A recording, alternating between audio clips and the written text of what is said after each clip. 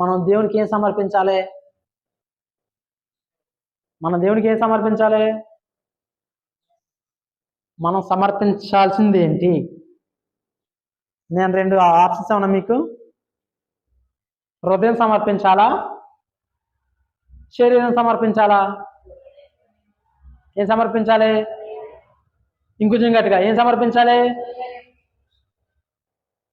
ఈ లైవ్ చూస్తున్నాం లల్లిపోవాలా, భయపడాలా, అంత గట్టిగా చెప్పాలా. మనం దేవునికి ఏం సమర్పించాలి? ఏం సమర్పించాలి? మన దేవునికి ఏం సమర్పించాలి? హృదయం. రోమిలకు రాసిన పత్రిక 12వ అధ్యాయం చదవండి అమ్మా. రోమిలకు రాసిన పత్రిక 12వ అధ్యాయం మొదటి నుంచి చదవండి.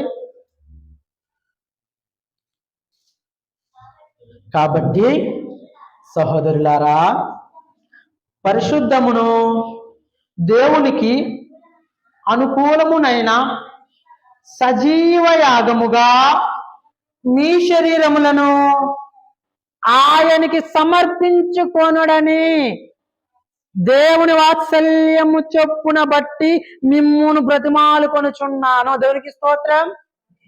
ఇప్పుడు చెప్పండి దేవుని ప్రియులారా, మనం దేవునికి సమర్పించాల్సిందేంటి? ఏం సమర్పించాలి? ఏం సమర్పించాలి? హృదయం. మళ్ళీ చదవండి ఒకసారి. ఇంకా చదివిన వారు గట్టిగా చదవండి అమ్మా. కాబట్టి సహోదరులారా, పరిశుద్ధమును దేవునికి అనుకూలమునైన, అంటే నీకు నాకు అనుకూలమైనది కాదు. ఎవరికి అనుకూలమై ఉండాలా? నీ పక్కన ఉన్న వారికి అనుకూలంగా కాదు, నీ కుటుంబానికి అనుకూలంగా కాదు, నీ భర్తకో నీ భార్యకో నీ పిల్లలకో అనుకూలమైనది కాదు. ఎవరికి అనుకూలంగా? సమాజానికి అనుకూలంగా కాదు, దేవునికి అనుకూలంగా ఉండాలి. ఎలా ఆ అనుకూలమైనది చెప్తున్నారు చూడండి. దేవునికి అనుకూలం ఏంటి? చదవండి. సజీవ యాగముగా మీ శరీరములను ఆయనకు సమర్పించుకొనుడి. ఏం సమర్పించాలంట? సజీవ యాగంగా ఏం సమర్పించాలి? మరి ఇందాక మీరు హృదయం అన్నట్టు గుర్తు నాకు.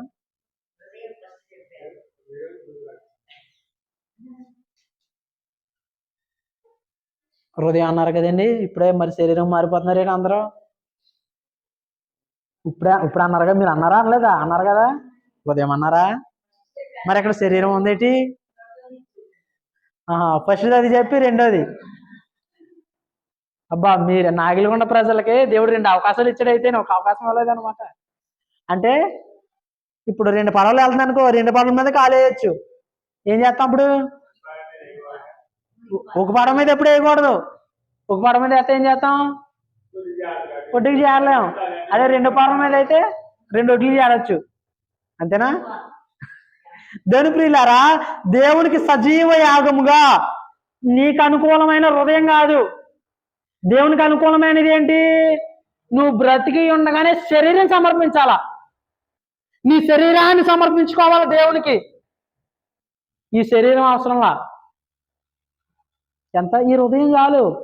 అంటే ఈ కళ్ళ ద్వారా, చేతుల ద్వారా, కాళ్ళ ద్వారా, మన శరీరం ద్వారా ఏమండి, మనకు అనుకూలమైనవన్నీ, దేవునికి విరోధమైనవన్నీ చేసేసి మోకరించేసి హృదయం సమర్పిస్తే చాలు. ఎంత ఉంటుంది హృదయం? ఇది గుప్పుడు ఎంత ఉంటుందిగా, ఎవరి గుప్పుడు అంత ఉంటుందిగా. అంటే ఇది చాలు దేవునికి. ఇదంతా మన ఇష్టం, మన అనుకూలం, అంతే కదా. మరి వాక్యం ఏం సెలవుస్తుంది? ఓ నాయన, నీకు అనుకూలమైనవి కాదు, దేవునికి అనుకూలమైనవి ఉండాలి. దేవునికి అనుకూలమైనట్టుగానే సమర్పించాలా. అయ్యా, హృదయం అనుకున్నాను కాబట్టి అది సమర్పించేస్తానంటే దాన్ని దేవుడు అంగీకరించలేకపోవచ్చు. అది బాగా గుర్తుపెట్టుకోండి. మరి హృదయం అలాంటిదో తెలియాలిగా. మరి మనకి హృదయం ఎలాంటిది? ఇంకా ఎక్కడుంది అది? ఇర్మియా 17వ అధ్యాయము 9వ వచనం చదవండి అమ్మా. ఇర్మియా 17:9 చదవండి. హృదయము అన్నిటికంటే మోసకరమైన అది ఘోరమైన వ్యాధి గలది, దానిని గ్రహింపగలవాడు ఎవడు. చాలండి, చాలు చాలు చాలు, ఆ 9 వచనం చాలు మనకి. హృదయం ఎలాంటిదంట? ఎన్నిటికంటే ఎన్నిటికంటే ఎన్నిటికంటే అన్నిటికంటే 1 2 కాదు, అన్నిటికంటే ఘోరమైన వ్యాధి గలదే. కాబట్టి వ్యాధి గలదాన్ని దేవునికి అప్పగిద్దాం. మనం మాత్రం ఏం చేద్దాం? మన ఇష్టం వచ్చినట్టు బతికేద్దాం. అంతేనా? మరి ఎలా బ్రతకాలి? సజీవ యాగముగా నీవు బ్రతికి ఉండగానే నీ శరీరంతో దేవునికి సమర్పించుకోవాలి. దేవునికి స్తోత్రం. ఈ సమర్పణ కలిగి ఉండాలి.